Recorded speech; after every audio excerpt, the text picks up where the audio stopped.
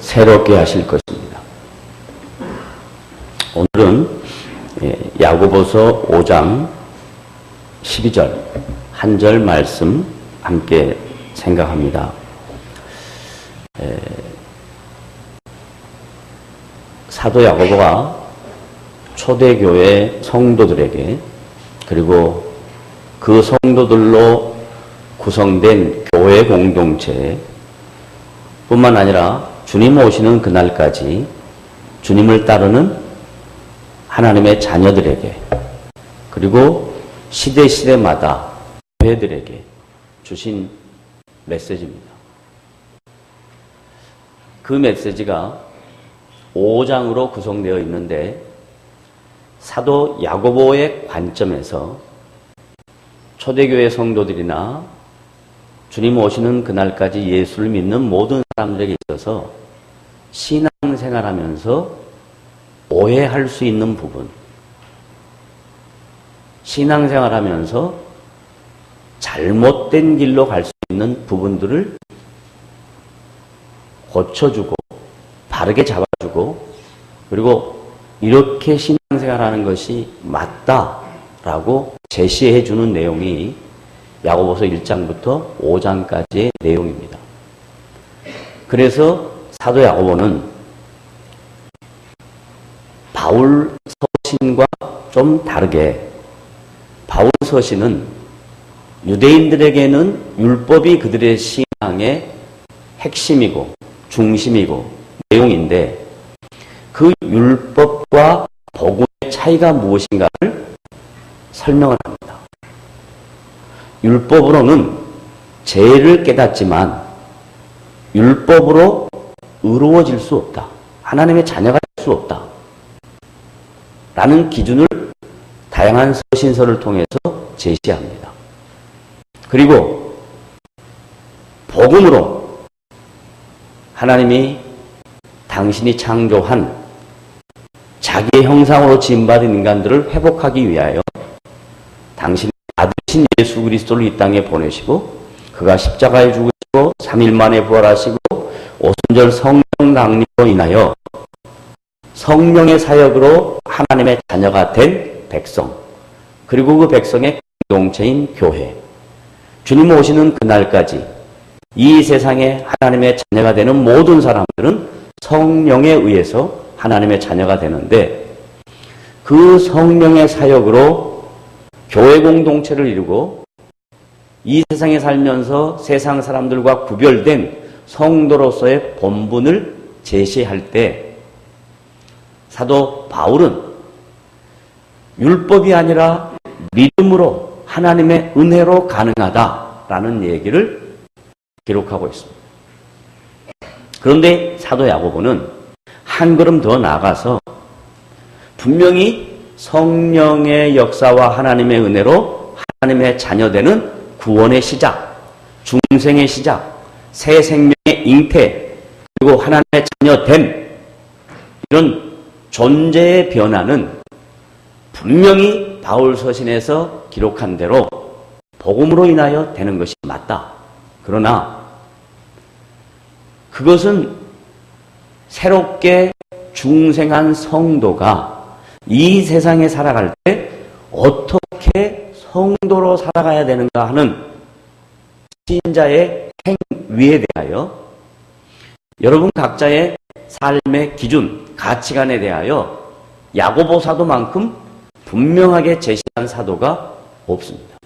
그래서 사도 야고보는 짧은 5장의 말씀이지만 교회 공동체 전체에게 주는 메시지와 개인, 각자, 성도 각 개인에게 주는 메시지를 구별시켜서 5장 안에 기록하고 있는데 그 중에 12절에 개인 성도에게 주는 신자답게 살아야 하는 신자의 행위의 자태가 오늘 12절에서는 하늘에 맹세하지 말라, 땅에 맹세하지 말라 이 두 가지를 가르칩니다. 다른 말로 바꾸면 신앙생활하면서 많은 성도들은 하늘에 맹세하는 헛된 맹세가 많이 있었다라는 얘기죠. 신앙생활하면서 성도들끼리 다양한 삶의 문제로 인하여 사람과 사람 사이에 지키지 못할 맹세 많이 했다는 얘기입니다. 그래서 첫째는 하나님께 맹세하지 말라.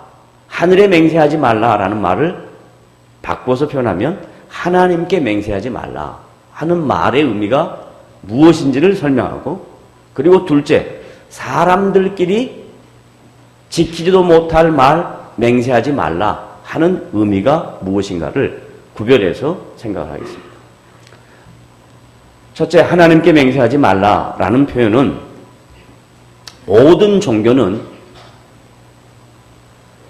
종교를 믿는 종교인, 그리고 그 종교인이 믿음의 대상인 신, 이 두 관계가 분명합니다. 그래서 종교를 구성하고 있는 신적 권위를 갖고 있는 신에게 그 종교인들이, 그 신을 추종하는 사람들이 맹세를 합니다. 대부분 그 맹세는 조건적입니다. 신께서, 당신께서 무엇을 해주면 내가 이렇게 반응하겠다. 그게 대부분 종교를 갖고 있는 종교인과 그 다음에 그 종교인이 믿는 신적 대상과의 관계입니다. 근데 얼마나 많은 종교인들이 그 신을 우롱하고 조롱하는지 모릅니다.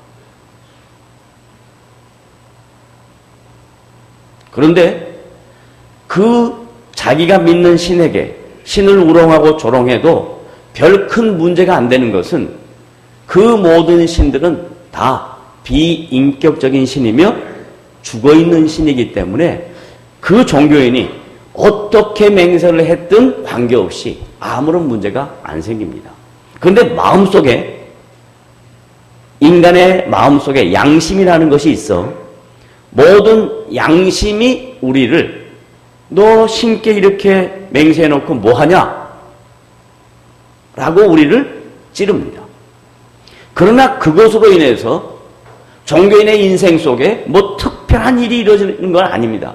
그런데 인간들은 다 연약하니까 신께 내가 약속한 것에 대하여 약속을 못 지키면 그 못 지킨 것에 대한 결과로 인과응보라는 동양적 사고입니다. 인과응보로 나에게 이런 문제가 생길 것이다. 혹은 이런 문제가 생겼다. 그리고 이런 삶 속에 어려움이 있었다. 이렇게 사고를 합니다. 그 사고가 예수를 믿고 생명의 종교고 인격의 종교고 그리고 살아계신 하나님 앞에 신앙생활하는 초대교회 성도들이나 지금 우리나 다 똑같이 그런 잘못된 선입견으로 기독교 신앙을 이해하면 여러분이 생명을 누렸고 하나님과 인격적인 교제를 이루고 하나님의 통치를 받고 살아가도 마치 다른 타종교인들처럼 똑같은 그런 갈등을 여러분의 마음속에 가질 수 있다는 겁니다. 그래서 사도 야고보는 초대교회 성도들에게 하늘에 대하여 맹세하지 말아라. 그걸 쉽게 말하면 우리 한국 교회 안에 서원 기도라는 게 굉장히 많습니다. 내가 하나님 앞에 이렇게 서원했다. 대부분의 서원의 내용은 몇 가지로 딱 꼽습니다. 첫째, 하나님 이 병을 고쳐주시며 나에게 아들을 주시며 나에게 딸을 주시며 이런 겁니다. 또 둘째, 내 삶에 다양한 어려움들을 피해갈 수 있도록 도와주시며 혹은 내 사업이 잘 되면 전부 다 자기의 살면서 삶 속에서 일어나는 다양한 욕구들이 내가 원하고 소망하고 기대하는 것들이 이루어지면 이렇게 하겠습니다. 이렇게 하는 거예요. 그러면 기독교적 관점에서 인격적인 하나님은 이렇게 말씀합니다. 너 나하고 지금 짱후하자는 거냐? 요즘 편으로 말하면 간보자는 거냐? 그렇게 말씀합니다. 하나님은 우리와 어떠한 문제에 있어서 의논하고 이렇게 하면 이렇게 할게요. 이런 거 아닙니다. 우리가 어떻게 하는가에 따라서 거기에 대하여 하나님이 반응하시는 분이 아닙니다. 하나님은 우리를 구원하실 때 그 구원의 계획도 하나님 그분의 통치 안에 있고 구원하신 우리의 인생을 이끌어 가시는 우리의 삶도 하나님의 영원하고 섬세하신 그분의 섭리 아에 있는 것입니다. 그래서 내가 어떻게 한다고 해서 하나님 바꿔주는 거 아닙니다. 비인격적이고 살아있지 않는 신은 사람이 어떻게 하느냐에 따라서 신이 반응하는 것처럼 그렇게 착각을 합니다. 그러나 기독교 신앙은 성경에서 말하는 인격적이고 살아계신 하나님은 우리가 어떻게 하느냐에 따라서 그분이 반응하지 않습니다. 따라하십시오. 내가 반응한다고 하나님이 반응한다. 반응하지 않습니다. 어떻게 해야 되냐? 하나님이 반응하시는 것에 대하여 내가 깨달아야 되는 겁니다. 따라하십시오. 하나님이 반응하시는 것에 대하여 여러분이 뭐 해야 된다고요? 깨달아야 되는 거예요. 하나님은 이미 말씀을 통해서 반응하셨습니다. 당신이 어떤 분인가 말씀하셨습니다. 오늘 표현대로 이야기하면 하늘에나 땅에나 맹세하지 말아라. 하나님이 말씀하셨습니다. 그러니까 단적으로 이야기하면 여러분의 서원 기도는 아무짝에도 쓸모없다는 겁니다. 그런데 그게 안 깨지는 거예요. 왜 안 깨지냐? 이렇게 이야기하는 거예요. 구약에 보니까 한나가 아들이 없어갖고 하나님 앞에 무자한 것에 대하여 첫째 부인 분인나는 자식이 있어서 대를 이을 수도 있을 것 같고 남편의 사랑을 더 받는 것 같기도 하고 그런데 나는 자식도 없고 성경에 보면 훨씬 그 남편이 엘가나가 한나를 더 사랑했다라고 성경에 기록되어 있습니다. 그런데 중요한 건 사랑을 많이 받아도 자식이 없습니다. 그럼 여러분은 현상적으로만 생각할 거예요.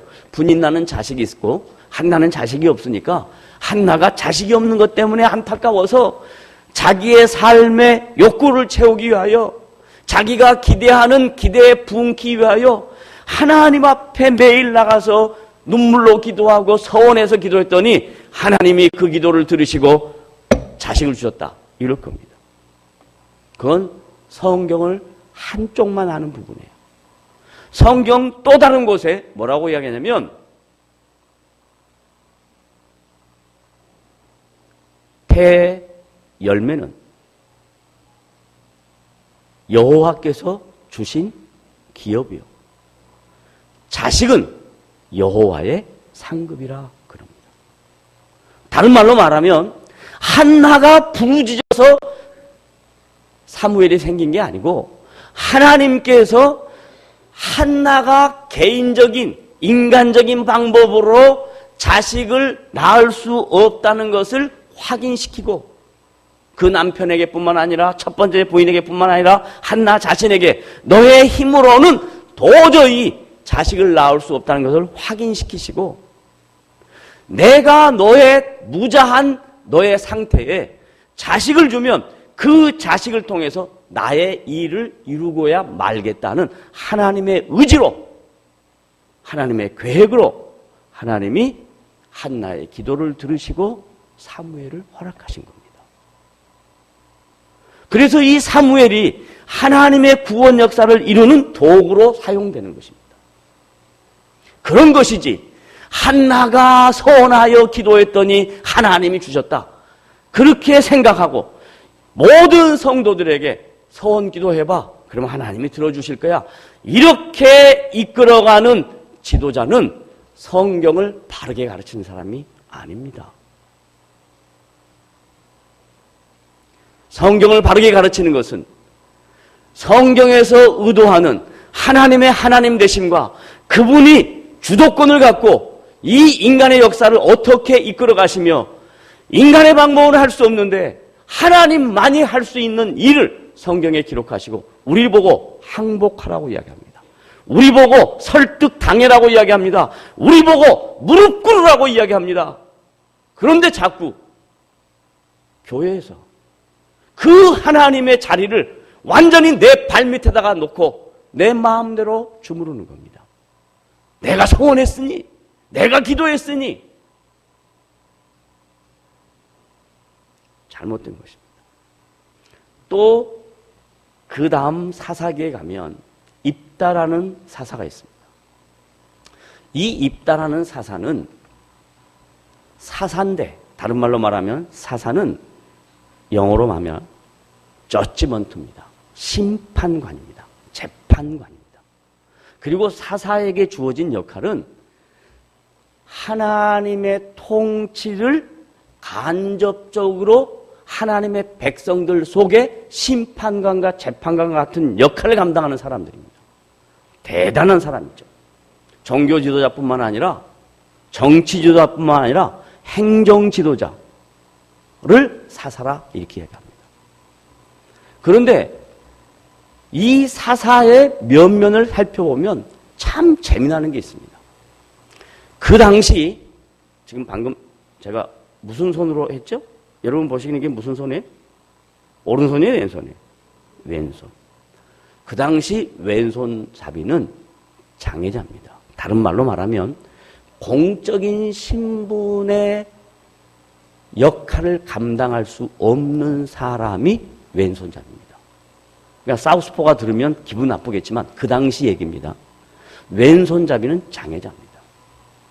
그 다음에 그 당시 하나님의 통치를 간접적으로 드러내는 종교 지도자가, 정치 지도자가, 행정 지도자가 여성 없습니다. 이 말은 지금 굉장히 중요하고 민감한 시기니까 일단 거기까지만 이야기하겠습니다.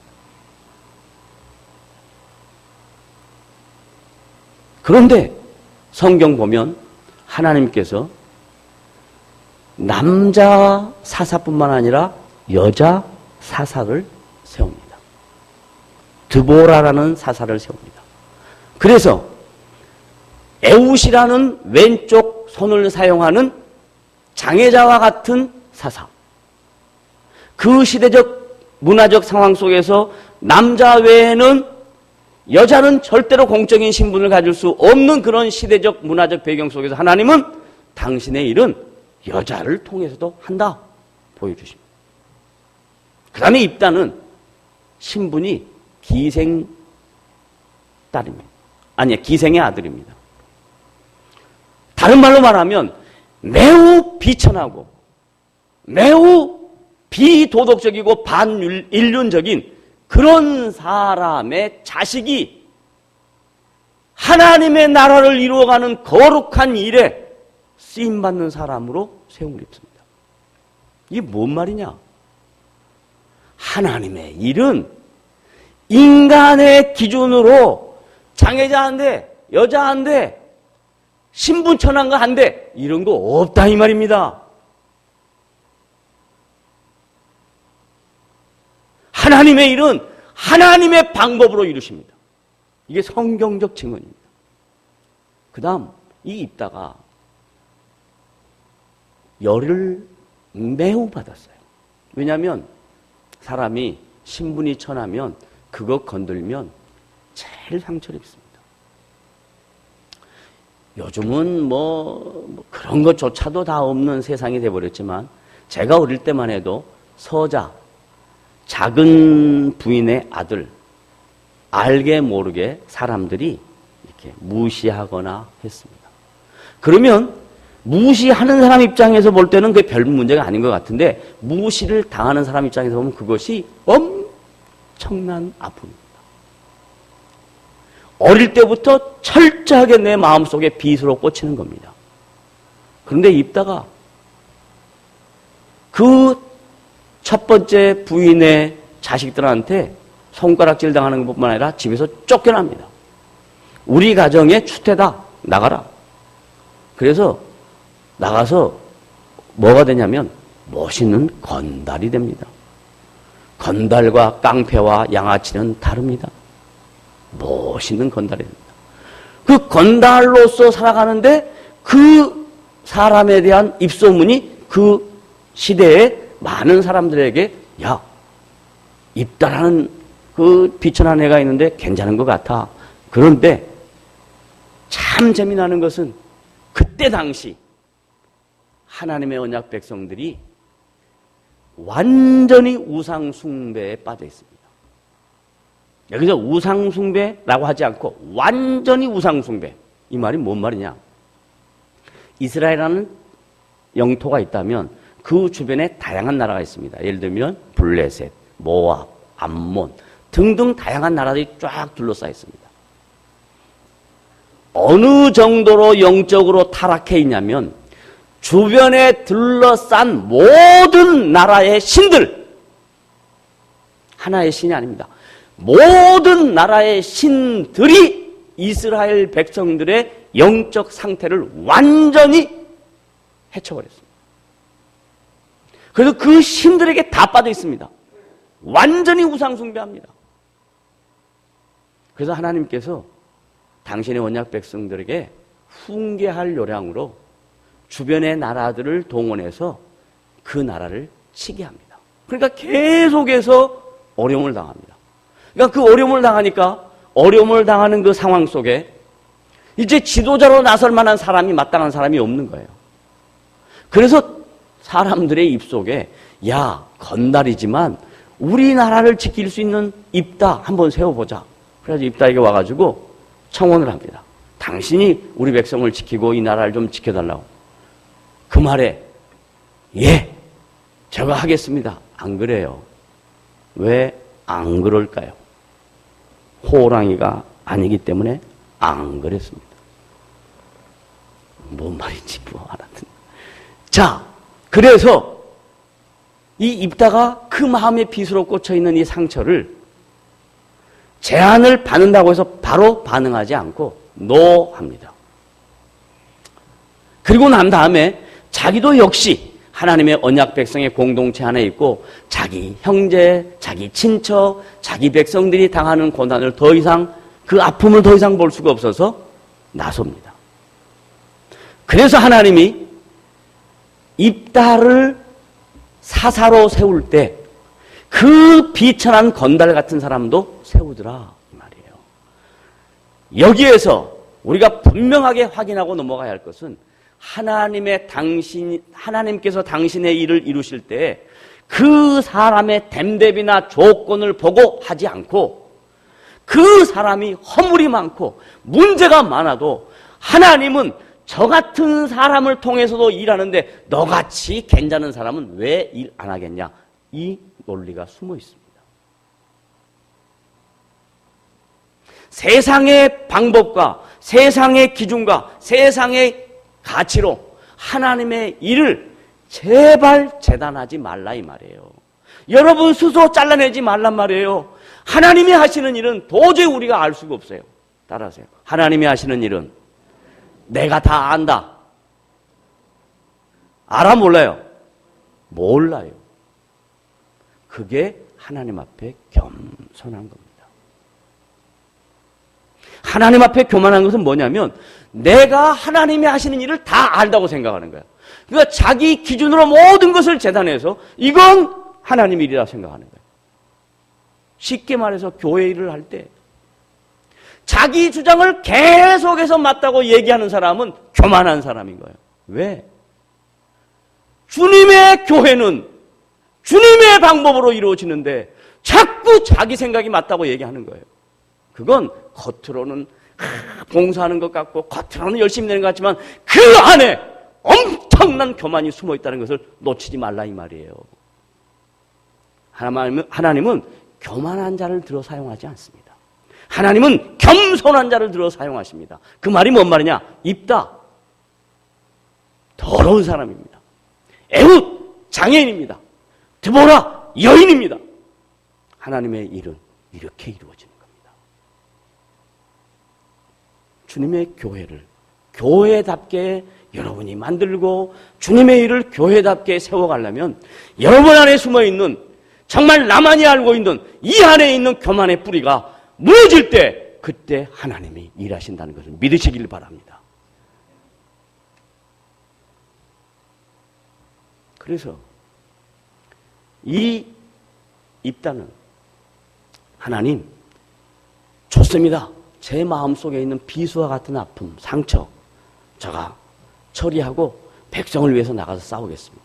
그랬더니 하나님께서 은혜를 주셨습니다. 그래서 암몬 백성을 박살을 냈습니다. 그럴 때 입다가 하나님 앞에 이렇게 서원했습니다. 하나님, 만약에 당신이 나를 통해서 일하고 그 주변에 있는 적군들과 싸워서 이기면 그리고 돌아갔을 때 백성들 중에서 제일 먼저 승전을 축하하러 나온 사람 중에 첫 번째 사람 하나님 제가 제물로 드리겠습니다. 그게 하나님께 한 서원이었습니다. 승전하고 기쁨으로 돌아갔는데 그 승전한 군사를 제일 먼저 맞이하러 나온 사람이 자기의 딸이었습니다.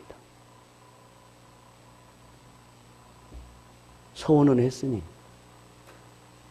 이거 안 지키면 안 되니까 고민하고 갈등합니다. 그래서 그 얘기를 딸에게 합니다. 성경은 그대로 기록하고 있습니다.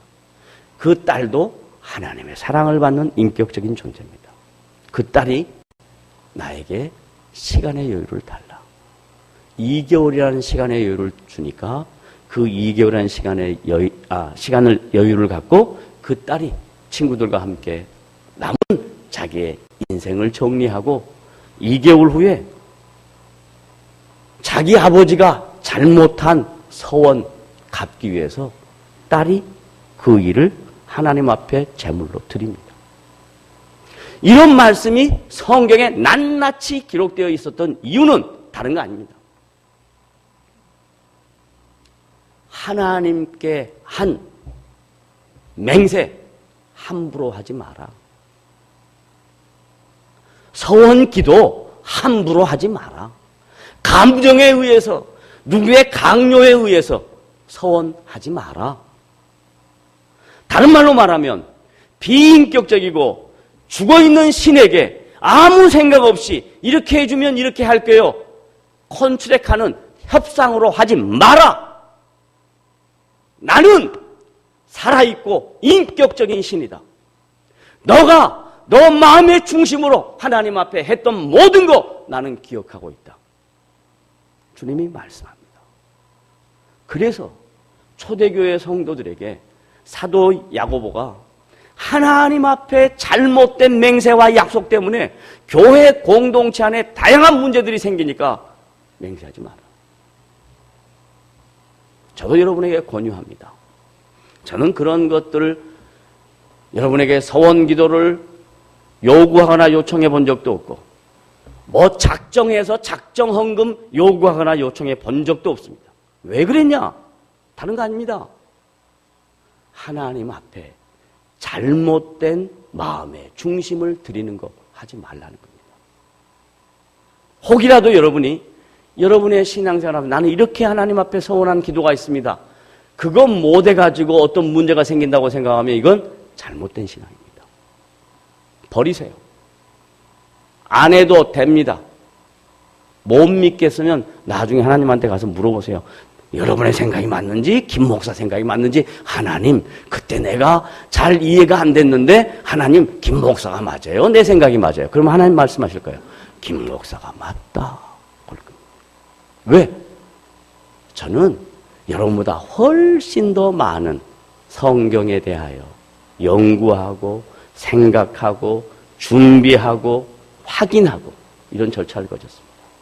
신약시대에 성도가 하나님 앞에 서원 기도를 지키지 않았다고 해서 하나님이 성도를 혼내는 하나님은 아니올시다. 쓸데없는 서원하지 마십시오. 그 다음 두 번째, 사람과 사람 사이에 하는 서원 기도가 있습니다. 약속이 있습니다. 인생살이를 할 때 사회가 바르게 유지되려면 약속한 것을 지켜야 사회가 바르게 움직입니다. 공동체가 유지가 됩니다. 혼자 살아갈 때는 약속이라는 게 의미가 없죠. 자기가 자기한테 약속했는데 자기가 그 약속을 안 지키면 자기가 손해고 그 약속을 지키면 자기가 이익이고 이러면 끝입니다. 그런데 나 외에 다른 타인이 있어서 그 타인과 함께 약속이라는 걸 하게 되면 그 약속이 무너질 때 공동체, 나 외에 다른 사람과의 관계가 깨지게 됩니다. 그래서 아브라함 시대에 BC 2000년 전에 공동체가 형성돼서 살아가는데 특별한 법이 없단 말이에요. 함무라비 법이라는 것이 생기기 전의 일입니다. 특별한 법이 없으니까 사람들이 서로 살다 보면 상대방에게 약속해야 될 내용이 있단 말이죠. 그럴 때 그 약속을 꼭 지켜야 되는 중요한 약속이면 서로 산 동물을 하나씩 갖고 왔습니다. 그래서 산 동물을 촥 해서 죽입니다. 이건 떨어지면 깨지니까 이것도 죽입니다. 그러면서 서로 어떤 무언의 약속을 하냐면 지금 우리 둘 사이에 한 약속을 서로 어기면 내가 너 손에 죽고 당신은 내 손에 죽는다 하는 것을 의미하는 것으로 살아있는 동물을 갖고 왔습니다. 그만큼 공동체를 유지하는 데 약속은 중요한 겁니다. 많은 사람들이 삶이라는 걸 살아가면서 특별히 기독교인들이 신앙생활을 하면서 서로 지체들끼리 약속을 합니다. 만약에 환경과 상황과 처지 때문에 그 약속을 못 지키게 될 경우는 제일 중요한 게 뭐냐? 약속 못 지킨 것에 대하여 익스큐스를 해야 됩니다. 미안하다고 해야 됩니다. 근데 미안하다고 말하면 내 자존심이 다 깨지는 것 같고 내가 엄청난 상처를 입는 것 같으니까 절대 그 말 합니다. 안 합니다. 그리고 어떻게 하냐? 그 다음부터는 표현을 못하겠네요. 사람마다 다르니까. 약속을 했으면 그 약속은 지키겠다는 것이 전제입니다. 그런데 사람들이 살다 보니까 그게 안 되더란 말이죠. 왜 안 됐을까? 그 사람이 교육이 잘못돼서 그럴까? 성품이 잘못돼서 그럴까? 아니면 환경 때문에 그럴까? 그거 아니고요. 인간의 본성입니다. 인간은 언제나 자기 중심적으로 이해하고 생각하고 판단하고 결정합니다. 이게 죄입니다. 죄. 그런데 그 안에 하나님의 영이 다스리면 나 중심적으로 했던 것을 하나님 중심으로 하고 하나님 중심으로 했던 것을 상대방 중심으로 하는 것이 구약의 모든 계명의 압축반인 10계명의 내용입니다. 하나님과 사람과의 약속, 사람과 사람과의 약속, 이게 가장 기본적인 것이다 라는 근거로, 그래서 죄 많은 인간은 약속 자체를 지킬 수가 없는 것이라는 것을 사도 야고보가 아니까 사도 야고보는 땅에서나, 다른 말로 땅에 살면서 사람들과 분명하게 맹세하거나 분명하게 약속하지 말라, 이런 이야기 많이 하잖아요. 나 너한테만 이야기하는데 그거 비밀이야. 지킬 거야 안 지킬 거야. 그래요 안 그래요? 그렇게 해요 안 해요? 하죠. 그런데 나중에 말할 때 뭐라고 이야기하냐면 이렇게 꼭 이야기해요. 내가 비밀인데 분명히 이거 말하지 말라 그러는데 너한테만 이야기해 준다. 너한테만 이야기해 준다. 절대로 말하지 마. 그러면 또 다른 사람 넘어가면 이건 정말 진짜 비밀인데, 진짜 비밀인데 내가 너한테만 이야기해 준대. 너 이거 말하면 너 우리 둘 사이는 끝나는 거야. 그러면요, 아무것도 아닌 얘기가, 비밀도 아닌 얘기가 나중에 돌아가면 완전히 죽인 이야기가 되는 거야. 누구 죽였대? 이렇게 되는 거야. 이게 교회 공동체 안에서는 너무나 많이 나타날 수 있는 얘기이기 때문에 사도 야고보가 하지 마라, 맹세하지 마라. 다른 말로 말하면 너의 속성은 인간의 죄성은 그 맹세를 지킬 만한 능력이 없다라는 이야기입니다. 따라하십시오. 나는, 크게 하세요. 나는 약속을 지킬 수 있는 능력이 다 있다. 없습니다. 없습니다. 없습니다. 없습니다. 하지 마십시오. 지금 대선 기간입니다. 얼마나 많은 공약이 있는지 모릅니다. 여러분, 한 나라의 지도자를 선택할 때는 지도자는 나라든 어디든 철저하게 준비되어야 합니다. 어느 날 갑자기 지도자 되지 않습니다. 저는 누구 혹은 어떤 당 이런 말 절대 하지 않습니다. 그러나 지도자는 그냥 만들어지는 게 아니다. 준비해야 된다. 잘 준비해야 된다. 제가 지금 이 나이가 돼서 목회를 해보면서 40대 하나님 앞에 목회하겠다고 기도했는데 40대 목회를 시작하고 목회 시작한 7년 정도는 얼마나 많은 시행착오를 거쳤는지 모릅니다. 왜? 다른 거 없습니다. 준비가 안 됐기 때문에 그렇습니다. 근데 7년이 넘어가고 10년 정도 넘어갈 때 제가 뭘 느꼈냐면 쉬운 정도 됐을 때 뭘 느꼈냐면 이제 조금 보인다 그랬습니다. 아마 제가 은퇴할 때쯤 이제 목회를 알겠다 이럴 겁니다. 그게 인생입니다.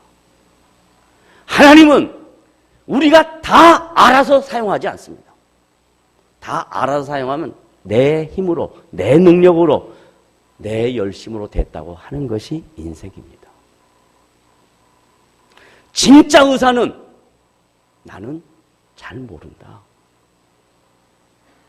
걱정하지 마. 내가 다 고쳐줄게. 그건 짝퉁입니다. 제가 알고 있는 참 훌륭한 의사. H 저기 병원에 종양내과 서모 의사. 저는 그 사람을 보면서 참 의사의 모습을 봤습니다. 저희 아이가 치료를 받다가 자기와 관계되지 않은 예를 들면 코가 아프다, 뼈가 아프다, 다리가 아프다. 그러면 대부분 의사들은 이렇게 이야기합니다. 야, 그거 아무것도 아니야. 그러든지 아니면 야, 그 코는 이렇게 해서 아팠을 거야. 그러든지 그 다리는 이렇게 해서 이랬을 거야. 그럽니다. 그런데 그 의사가 뭐라 하냐면 경준아, 나는 다 모른다. 코는 이비인후과 의사한테 컨설팅하자. 다리는, 뼈는 정형외과 의사에게 컨설팅하자. 이렇게 하더라고요. 제가 그 의사를 보면서 너무너무 놀랐습니다. 마치 목사가 모든 것을 다 하는 것처럼 이것은 이거고 저건 저거다. 틀린 겁니다. 어떻게 목사가 다 알겠습니까? 저는 성경을 다 아직 잘 모릅니다. 알려고 노력합니다. 저는 목회를 잘 모릅니다. 알아가려고 노력하고 있습니다. 여러분 절대로 넘어가지 마십시오. 내가 모든 것을 다 안다고 생각하는 것, 그 자리가 하나님을 잊어버리는 자리가 된다는 것을. 내가 배워야 할 게 많고 모르는 게 많고 실수하는 게 많고, 그러니 성경에서 사도 야고보가 인간의 본성을 너무 잘 알고 약속하지 말라, 맹세하지 마라 라고 말합니다. 그럼 뭐 해야 되냐? 예, 아니요, 딱 두 개만 하라. 그 얘기에 대해서는 할 얘기가 너무 많은데 간단하게 설명하고 다음 기회에 있으면 또 하죠. 얘는 뭐냐? 성경에 기록된 하나님의 말씀 앞에서는 무조건 이해하라 이겁니다. 아니요는 뭐냐? 인간적이고 세속적인 가치관은 무조건 아니요해라 그럽니다. 신앙은 중간지대가 없습니다. 이 이야기는 너무나 많은 내용이 있기 때문에 지금 이 시간에 이미 시간이 다 지나갔어요. 다음 기회에 하도록 하겠습니다. 다음에 이런 본문이 나오면 제가 설명을 드릴게요. 오늘 결론만 짓습니다. 얘는 성경에서 하나님이 명하신 모든 것들은 내가 할 수 있고 못하고의 문제가 아니라 무조건 이해입니다.